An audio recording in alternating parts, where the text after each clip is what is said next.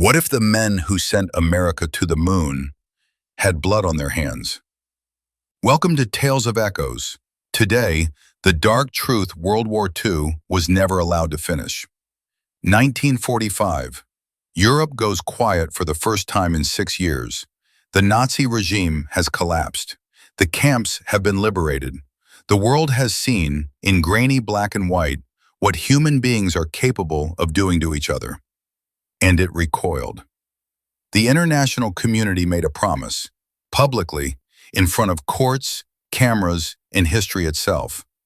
Never again. And justice did arrive. The Nuremberg Trials. 24 of the most visible Nazi leaders judged before the entire world. Some executed, some imprisoned for life. The world exhaled. A verdict had been reached. The monsters had names now.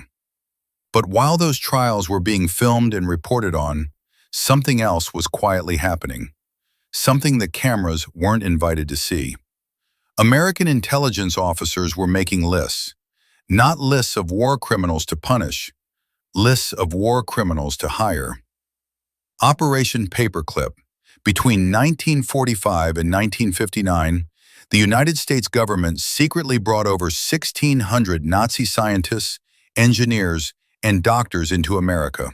New identities, falsified records, government salaries. Some of these men had personally overseen experiments on living prisoners. People frozen in ice water to study hypothermia. Human beings placed inside pressure chambers until their organs ruptured.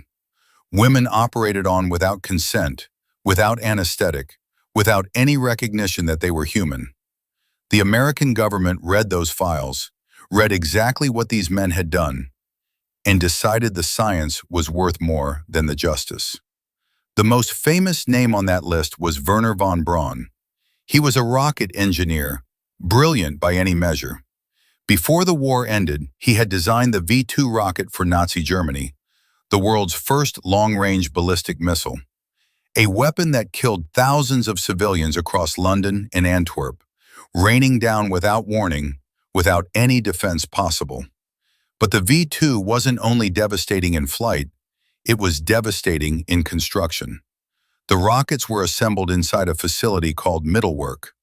12,000 concentration camp prisoners were forced to work there, in underground tunnels, without food, without daylight, breathing toxic fumes that slowly destroyed their lungs. The death toll from building the rockets exceeded the number killed by the rockets themselves. Von Braun knew. He visited that facility. He personally requested more workers, knowing exactly what that meant for the human beings who would be sent. He knew. He requested more. And yet, in 1945, American intelligence agents escorted him out of Germany, processed him through Operation Paperclip, and installed him in the United States with a research budget and a government title. In 1969, Wernher von Braun stood at NASA and watched the Saturn V rocket, his rocket, carry Neil Armstrong toward the moon. He was celebrated, photographed, given awards by smiling officials.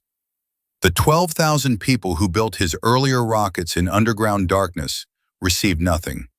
Most of them never saw 1945 at all.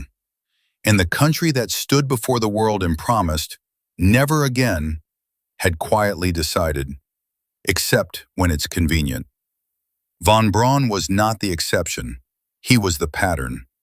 Walter Schreiber, Nazi Surgeon General, a man who oversaw medical experiments on prisoners, was brought to America and given a position at a U.S. Air Force medical facility in Texas. When a journalist exposed him in 1952, he wasn't prosecuted. He was quietly relocated to Argentina. Kurt Blome, a scientist who conducted plague experiments on human subjects, was acquitted at Nuremberg, then recruited within months by the U.S. Army Chemical Corps. Not punished, recruited. The justification was always the Cold War.